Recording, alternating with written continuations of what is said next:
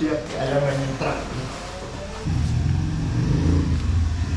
Display daw.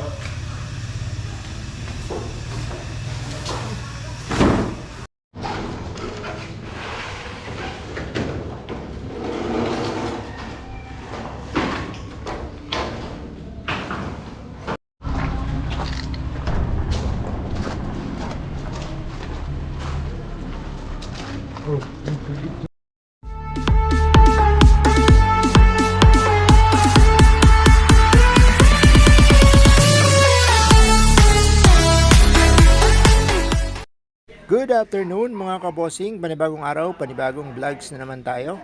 Ngayon nga po ay nakarating na tayo dito sa tindahan ni Sir Arnold Hernandez.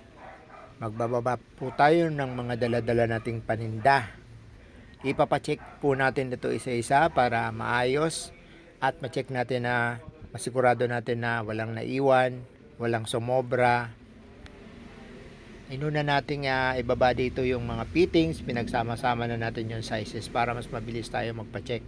Yung mga flexible hose, welded wire, pinagsama-sama na po natin yung mga pako, mga roll yung PVC, at ibababa na po natin itong mga PVC pipe.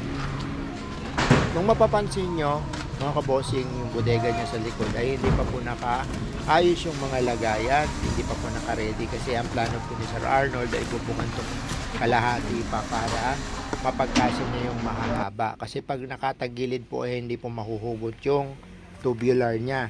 Kaya napagkasunduan po namin ni Sir Arnold na sa lapag na lang po ilagay muna yung tubular.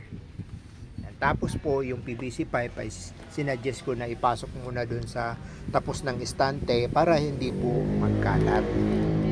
Tapos ito naman po mga nakabox. Ito na po yung mga maliliit na items. Diretso na po namin ito doon sa tindahan para diretso na po itong i-display pagkatapos namin i-check. Ito po, bababa ko nga po itong welded wire para isama doon sa una nating nababang welded wire. Yung mga PVC pipe naman po na orange, ito po yung water line. Ayan na, tumulong na nga po si Sir Arnold na inip na. Kasi ang dala-dala ko pong resibo ay 28 resibo. Ganyan po karami. Puno po lahat yan. Ito po, dito na nga po at pumayag na si Sir Arnold na ikamada ko dyan para hindi po magkalat. So siya na lang daw po ang mag-ayos ulit kung ano pong arrange ang gusto niyang gawin. Yan, pati po yung mga PVC blue dito ko na po ilalagay. Yan, para in case po na may bumili, madali pong hugutin.